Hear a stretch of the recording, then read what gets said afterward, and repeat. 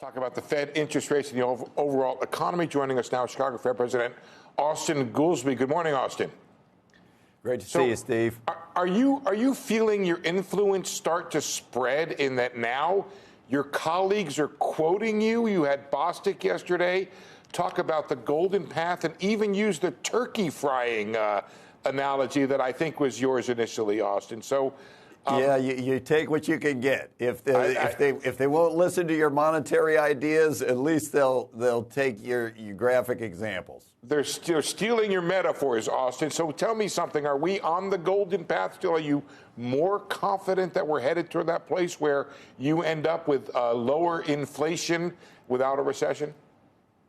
Yeah, look, that's what I said, the golden path. We're definitely not off the golden path. I mean, we haven't come to the end of it. But 2023, we're going to look back. You have to say, as far as the Fed's dual mandate goes of maximizing employment and restabilizing prices, we've made a lot of progress on the golden path in 2023. We'll see what happens with PCE inflation. I believe it's next Friday. But inflation has come down a lot, and I've been highlighting for months with you, Steve, and elsewhere. That's the thing that everybody should be watching to determine what will the Fed's rate path end up being. It's not about secret meetings or decisions. It's fundamentally about the data, and what will enable us to become less restrictive is if we have clear evidence that we're on path to get to the 2% I think that's target. a little unfair, Austin, in that, yeah, I can look at the direction of inflation, see it's going down, and project that the Fed funds rate will come down. I don't think that's any kind of high-level math. What I can't predict, though, is how soon you're going to do it and how much you're going to do it. So I wonder, since you're the last word before we go into blackout period, if you could enlighten us on what you're thinking is how quickly you'll feel confident to start cutting rates. Well, as I always say, Steve, I don't like tying my hands. We still have weeks of data. And the way the Fed Open Market Committee operates is we go meeting by meeting. So let's not pre-commit ourselves on hypotheticals of what we would do in 3 meetings if we saw X, Y, Z in the data. Let's take the long view. If we continue to make surprising progress faster than was forecast on inflation, then we have to take that into account in determining the level of restrictiveness. We've had a restrictive policy with rates relatively high because we wanted to get inflation back to target, and that's where we've been missing on our dual mandate. We're making a lot of progress in that front. The inflation rate coming down, and as it does so, then we would clearly be evaluating the restrictiveness. Right. But we don't want to commit ourselves before the job is done. I mean, the job's got to be done. Instead of talking hypothetically, let's talk theoretically, which is that you're 5 and 3. I don't even know if there's quite a distinction there, but I'm going to make it anyway. You're at 538 now. You have a long run. The Federal Reserve has a long run funds rate forecast of 2.5.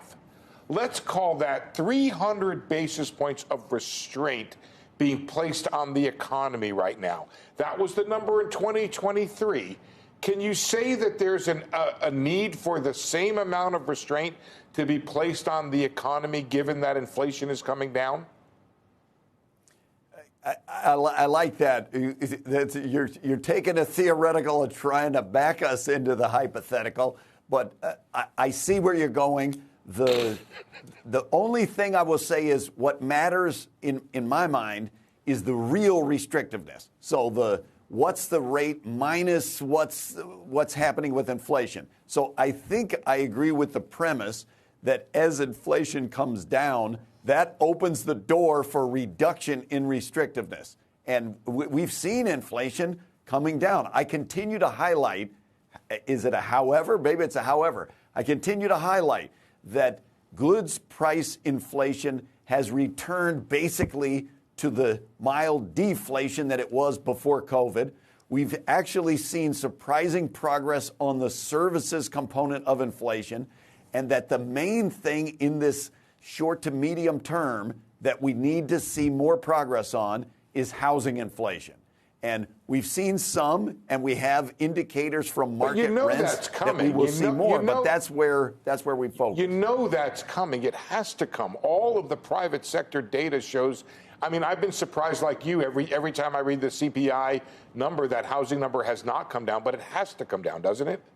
It should. Look, but I don't want to jinx it. I mean, I'm not a superstitious person, but that's where we must see progress. But that is why, Steve, I've had some confidence and have been saying for a while this golden path is possible now, historically unusually, because we're seeing supply chain improvements. We are seeing the labor supply negative shock of COVID undoing. You're seeing labor force participation coming back pretty robustly. We're coming into better balance in terms of growth and in terms of our labor market indicators.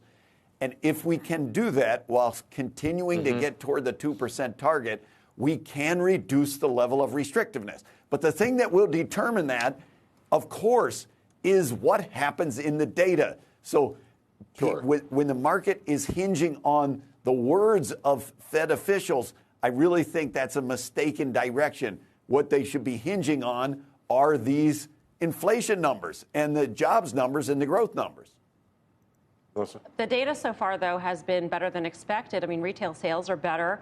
All the data indicates that the job market is still tight. I'm just wondering, Austan, your view, is there any hike left to be worked through the economy?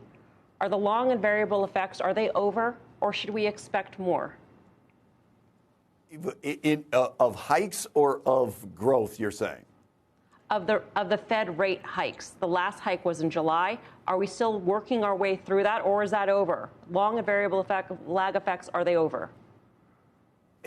You can't answer that question unless you have a firmly held opinion of what's going to happen in the data. If inflation was not tamed, if we started to get evidence that we clearly were not on path to get to 2%, of course rate increases would be back on the table. It's a data dependency that we have to go from.